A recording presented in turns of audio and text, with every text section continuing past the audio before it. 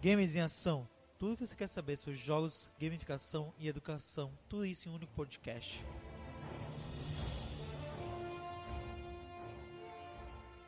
Vamos a um novo episódio. Meu nome é Jó. Também o conteúdo e a forma de gerar conteúdo para vocês também vai mudar. Então vem com a gente aprender cada vez mais. E nesse episódio vamos falar sobre elementos e mecânicas de jogos. E vocês conhecem um pouquinho sobre elementos e mecânicas de jogos? E vocês conhecem toda a parte de dimensão e concepção de como se cria os jogos em si. Esse é um pouquinho das temáticas que vamos abordar hoje. E eu aposto que você vai conhecer e aprender uma coisa nova hoje. Então vem conosco, compartilhe com os amigos, compartilhe com os seus cachorros também, compartilhe com os seus colegas na sala de aula, com o seu gato, com os seus avós, todos os familiares. E nesse episódio vamos ter presença de Paolo Bruni, doutor em Comunicação e Cultura Contemporânea pela Universidade Federal da Bahia, professor dos cursos de Comunicação Social na Unijorge, design de jogos na Porreta Games, coordenador da Carranca, Núcleo de Criatividade da Unijorge, e eu queria chamar ele para ele se apresentar e contar um pouquinho da sua história. Oi, gente, tudo bom? Eu queria agradecer ao convite do Jorge aqui para participar do programa de vocês. Eu comecei a desenvolver jogos muito por conta da pesquisa acadêmica, então foi um aporte. Eu conheci meu sócio, Luiz Adolfo, produzindo um jogo dentro da Universidade Federal da Bahia, na FACON, na Faculdade de Comunicação, e B-Games e tal. Então, hoje em dia já é uma área extensa de pesquisa em todos os campos, tendo da cultura, falo campos lúdicos, né? Da cultura, da parte mais técnica, da parte mais de programação, da parte mais plástica mesmo, do design e tal. Então, hoje é um campo extenso de atuação e a gente vai falar um pouquinho hoje sobre essa parte mais formal.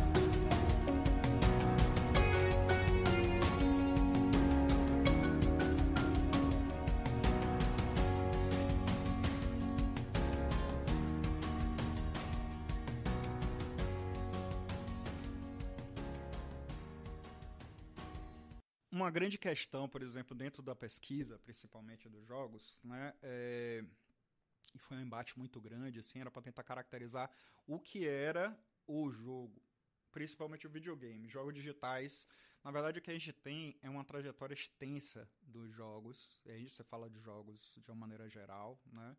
Primeiro definir o que era jogo, e teve todas essas questões, assim, para tentar entender o que era essa mídia, né? Essa possibilidade, essa forma, esse artefato.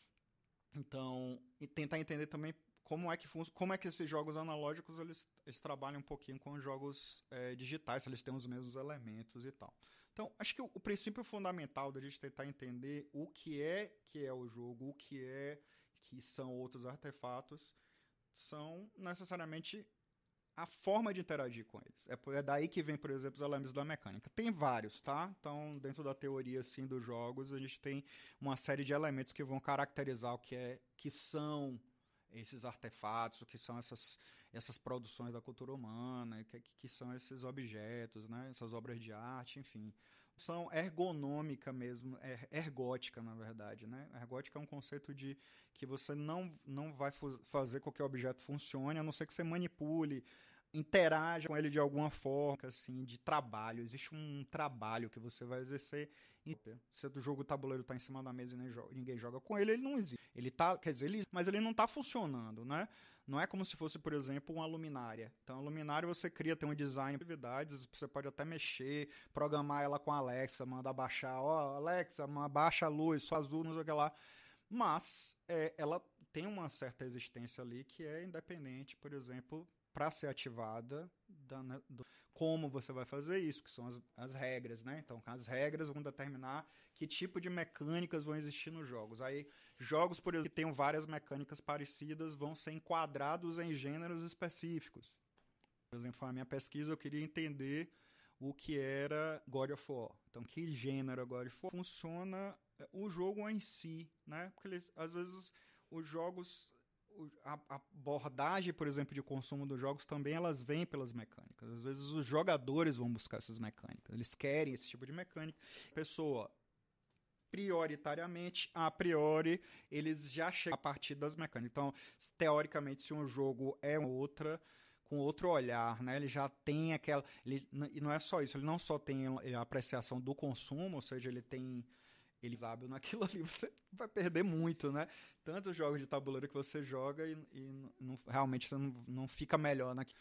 Outros te dão uma aproximação melhor, te dão jogos de estratégia, MOBAs. Então você tem mecânicas específicas dentro desses jogos que vão deixar você mais familiarizado com aquele tipo de jogo. Acho que familiarizado talvez seja a questão mais objetiva do que necessariamente estar mais hábil, ficar melhor.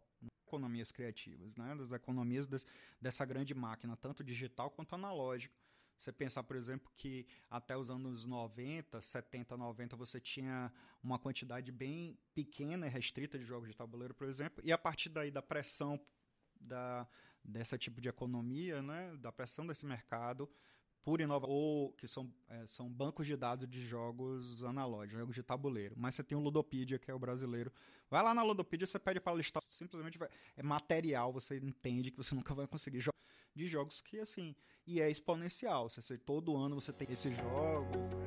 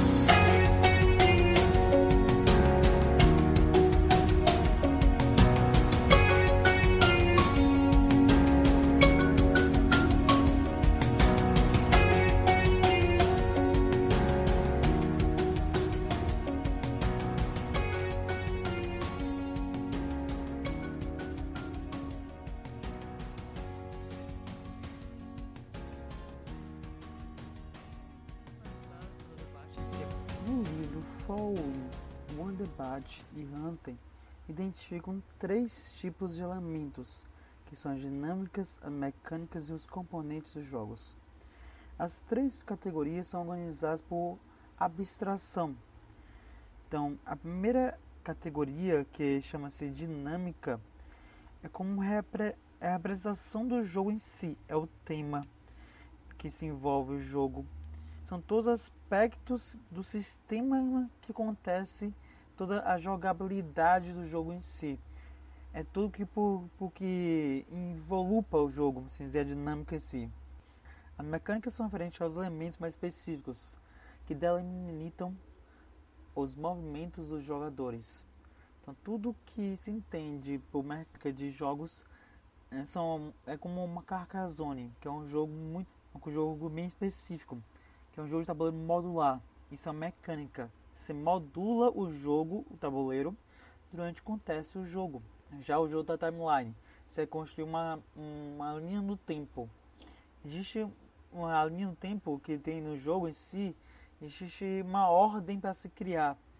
E que você tem que se pegar a carta em si, virar para baixo, e não pode ver o ano. Que é a essência, você criar uma linha cronológica com os anos que tem nos acontecimentos. Que são diversos acontecimentos que você tem que citar qual aconteceu antes, qual aconteceu depois.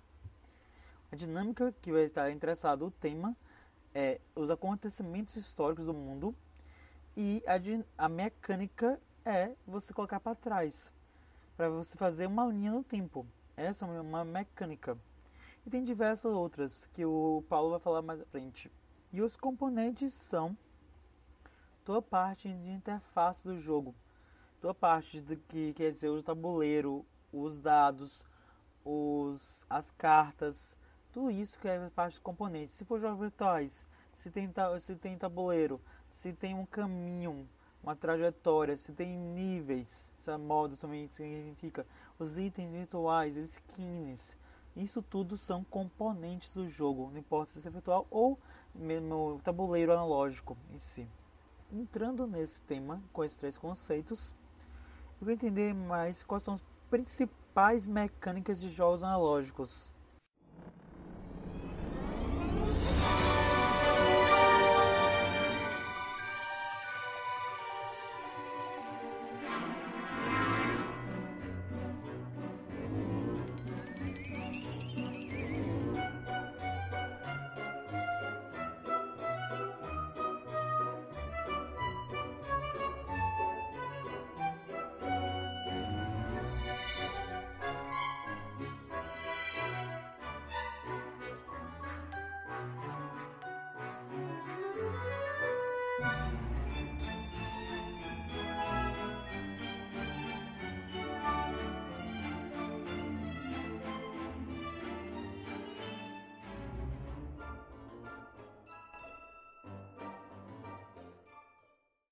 Então você tem aí o tema, né? Você tem o tema, você tem os componentes e você tem as mecânicas.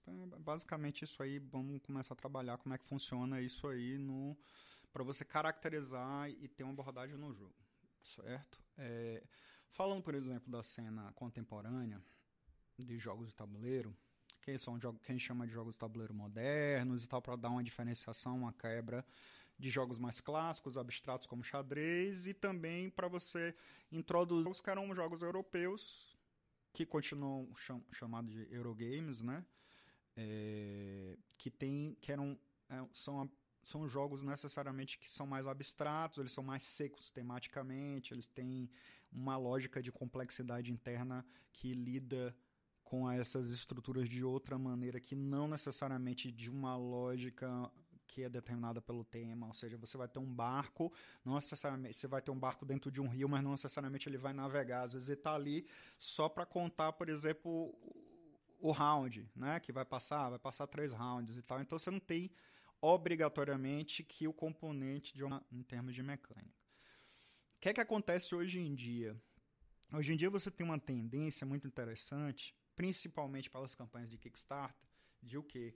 O jogo tem que ser mais bonito, o jogo tem que ter mais elementos e componentes interessantes para que você invista nele, para que você invista, inclusive, antes de saber como ele funciona. Americanos, eles também estão tendo lógicas que também fogem, às vezes, somente de uma lógica temática. Enfim, você tem um meio termo, assim, que eles estão chamando de a Eurotrash, enfim, tem uma série de outros elementos aí, outras categorias que eles chamam para caracterizar esses jogos que misturam as duas coisas.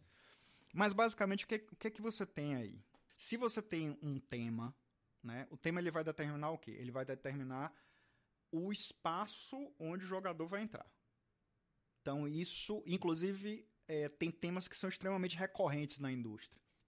Talvez a gente não veja isso tanto aqui, porque a nossa indústria de jogo de tabuleiro, ela não tem um aquecimento, não tem um volume, obviamente, de mercado que outras indústrias. Mas você vê temas muito recorrentes. Por exemplo, o tema medieval, por conta do público de nicho. Vikings é um negócio que reflete muito. Teve uma época que era zumbi, então zumbi tinha jogo de zumbi para tudo quanto era lado. Então você tem outras coisas para eles. Por exemplo, os componentes e não são tão importantes, por exemplo, do que as mecânicas, né? Então você vai ter ali... Aí começa a entrar esse jogo orgânico do que esses elementos aí vão funcionar, por exemplo, dentro do jogo. Então, a partir do momento que você entra pelo tema, você vai lidar primeiro com os componentes, ou seja, como é que o jogo... O que é que o jogo tem? O que é que você vai manipular no jogo? Tem carta, como você falou, ele é um jogo de dado. O componente ele também vai determinar o que você pode fazer com ele. É a interface do jogo, né? Então, eu vou jogar dado, vai ter mais aleatoriedade. Eu vou jogar carta, vai ter menos. Eu vou só mexer cubinho para lá e para cá. Eu vou ter miniaturas que representam, por exemplo, os poderes dos personagens. Então, o que é que eu vou ter de elementos que é para manipular esse jogo, né?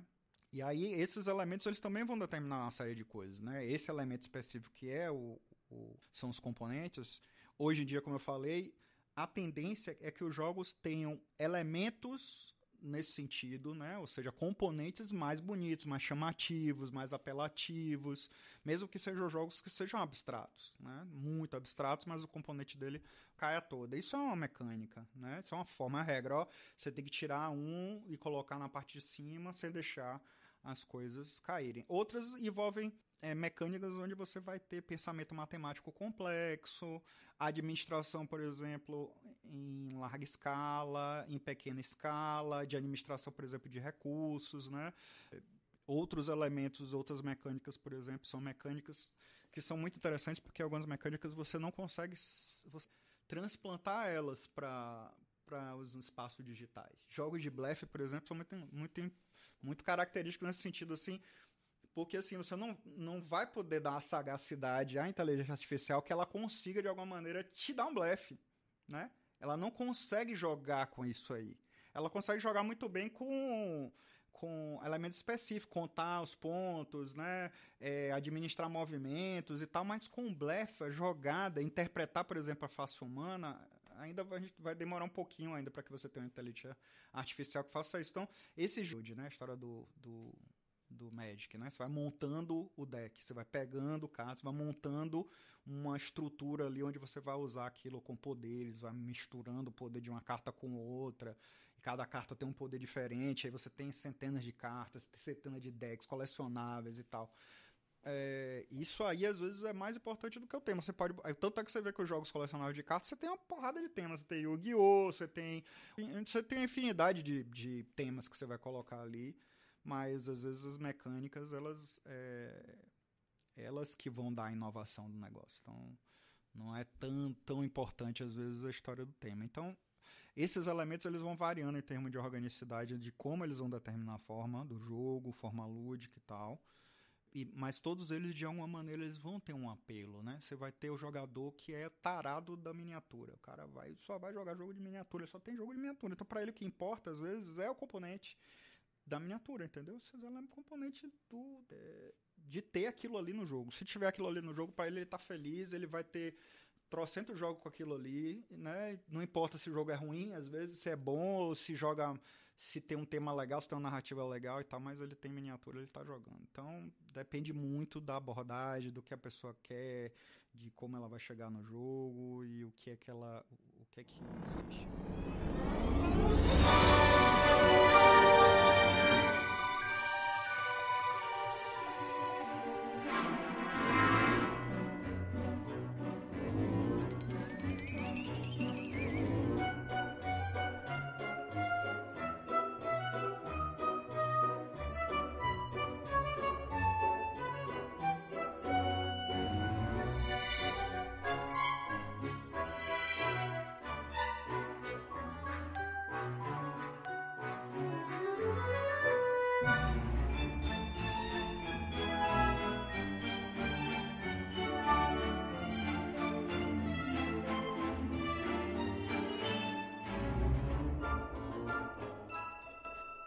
Um pouquinho mais agora.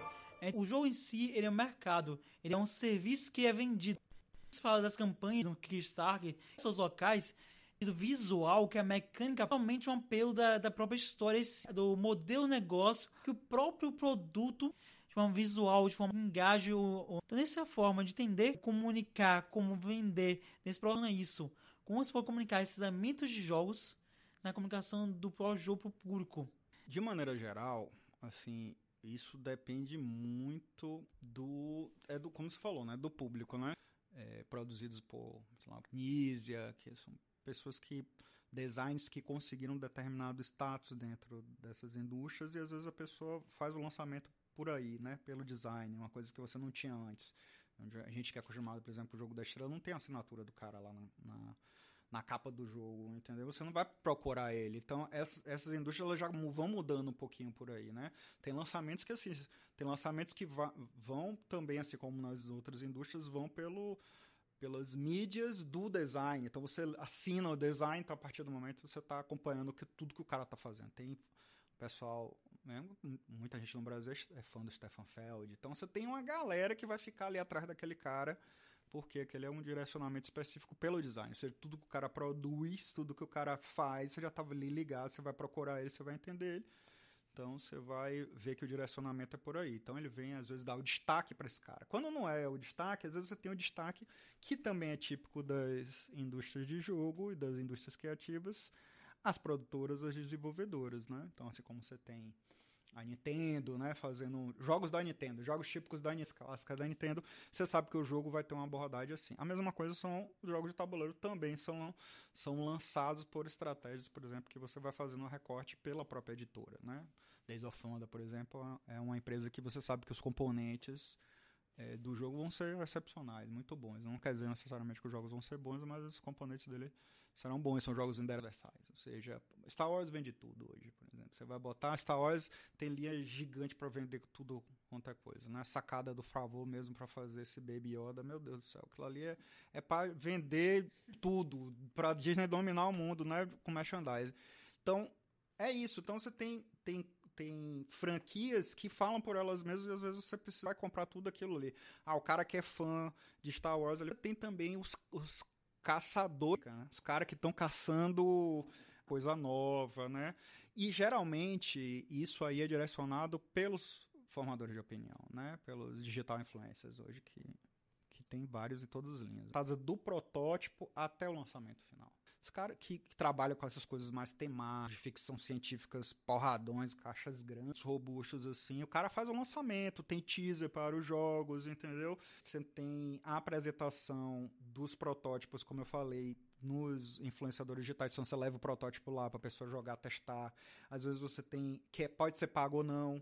Às vezes você tem a pessoa que ele lança antes para um influenciador digital, o cara, e às vezes os caras, e você direcionar aquilo para uma estratégia que, de alguma maneira, facilite com que ele entenda que você está lançando algo que é comum a ele, que ele vai ter uma certa acessibilidade, mas que está trazendo alguma coisinha de novo, seja um outro ambiente, né? Um exemplo muito interessante, assim como romances populares, os jogos também são isso, para você viver várias vidas, né? Você tem várias historinhas, pequenas histórias, ambientes novos, piadas novas que você vai fazer com seus amigos ao sentar numa mesa de jogo para brincar e tal.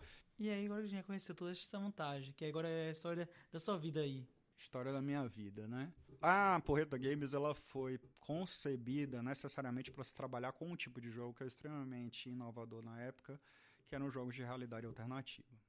E depois a gente foi indo para as variações disso aí, que eram os jogos pervasivos e tal. Os jogos de realidade alternativa, para falando de uma maneira geral, são jogos que lidam com espaços digitais e espaços geolocalizados, reais, lançamento do vestibular 2009. E a gente fez uma fórmula do conhecimento. Então, o meu sócio, ele veio fazer uma palestra sobre o que era o jogo, e dentro dessa palestra a gente plantou uma A3, que pedia ajuda para encontrar o avô dela desaparecido. Ela levantava no meio do coisa. Depois ele tá falando um monte, né? Sobre o que era o jogo, como é que funcionava aí. Ela levanta e diz que precisa encontrar o avô dela e era chamada para o jogo, né? A partir daí, o que é que a gente tem que fazer? Criar uma narrativa de uma maneira e criar perfis novos com esses personagens, entendeu? Então, é um negócio, é um jogo de realidade alternativa. Vai criando um espaço paralelo e eles interagem. Então, a gente tem que... eles criam stories, aí eles vão criando essas coisas todas. São pessoas de verdade que estão passando por essa... Mas é claro que isso foi no começo, eu imagino, 2009, então você já teve uma série de outros jogos, inclusive o formato foi usado tanto para publicidade, né, que o objetivo, por exemplo, era fazer com que as pesquisas dos jogadores fizessem com que a marca do patrocinador, do anunciante, do cliente, ele subisse, né, nos rankings dos mecanismos de busca, e você botar vestibular, por exemplo, e aparecer a Unijorge lá no topo, ou qualquer outro cliente que estivesse trabalhando com a gente, né. Mas a gente fez outros tipos de jogos pervasivos, né, que eram jogos que misturavam esses elementos digitais com elementos reais, por exemplo, caçadores de energia mesmo. A gente criou pegou um celular e aí mapeou eles numa feira, né? A gente botava 2 grupos de crianças ou adolescentes assim para fazer um desenho com geolocalização. Então eles iam criando um mapa, porque tinha um raio da morte que ia destruir a feira, eles tinham que fazer isso em um determinado tempo. Eles iam com um celularzinho desenhando aquilo ali, mas tinha uma narrativa ao redor disso aí também, né? Tinha um vilão, né? Um vilão que eles brincavam na própria feira. Então depende muito do que você quer usar. É um jogo que, assim, que brinca um pouco com essa história do espaço real e do espaço ficcional. Eu falo no sentido de que, obviamente, a gente não só trabalha com jogos, a gente também trabalha com jogos sérios, né? Serious games. Eu não gosto muito desse termo, não, porque parece que o jogo é um jogo sisudo mesmo, que você não vai se divertir com aquilo ali. É um jogo chato, né? E não é jogo sério, na verdade, é porque você está trabalhando com um tema importante, né? Eu gosto mais desse conceito que está sendo trazido agora. Inclusive, eles estão montando um escritório aqui, que são esses games for change, né? Games, né? Para transformação, para de alguma maneira você consiga conscientizar as pessoas de que aquele espaço ele é importante, né? Seja o tema qual for, né? Depressão, meio ambiente, racismo. Então você trabalha com todos os elementos aí, não necessariamente sério, mas para transformação e conscientização, prefiro pensar assim. E é nessa linha também que a gente segue na Porreta. A gente quer cada vez mais trabalhar com esses jogos que de alguma maneira entendam a cultura local, regional, nacional, de uma maneira que venha trazer transformações positivas. É o que a gente está precisando agora no momento. Eu vou deixar que Paulo falou na descrição do episódio sobre o seu trabalho. Hoje eu vou revelar mais 3 mulheres que vão participar das séries de março. Eu já revelei 3 no episódio. Se quiser conhecer mais, saber um pouco mais de quem vai participar, também vá no último episódio e ouça até o final, que no final tem as primeiras revelações. E nesse eu vou revelar os 3 que vão participar. A primeira é Carolina Modanese, que é a sócia da Fagulha Jogos, que tem mais de 2 com uma experiência vasta em criação e game de aulas, tanto na parte de eventos de empresa, quanto para a sala de aula para universidades. E além disso, ela criou na Fagulha, ela e meus sócios dela criaram os 2 jogos. O Maquinando, que é um jogo sobre a Revolução Industrial, e o Incríveis Inventoras. E ela também já participou do nosso podcast, foi o 15º episódio. Ela e os sócios dela contaram um pouquinho da história da empresa. A segunda, que também já participou do podcast, no 9º episódio que ela participou, foi a Laís Lee, da Oficinas Lúdicas. E também ensina como criar jogos para a sala de aula, para professores, universidades, escolas e colégios aqui. Esse projeto já há 6 anos. Ela, além de já impactar diversas escolas e universidades aqui em Salvador, também impactou os locais, porque o projeto já se expandiu por Pará também, uma nova extensão. Então ela tem uma vasta experiência que eu conto um pouquinho para vocês. E a última que eu vou revelar hoje é a Paula Soares Faria, que é uma das sócias fundadoras da Calamity Games, junto com a Marina Miranda dos Matos. São as 2 sócias fundadoras que criaram uma editora de jogos há 3 anos atrás. E ela vai contar a experiência como foi criar a editora e um total de 9 jogos. Então, essas são as 3 e a gente vai contar um pouquinho mais. Lembrando que no total são 10 mulheres que vão participar dessa série. Tem muito mais mulheres com muita talento que eu vou revelar nos próximos episódios. Game over.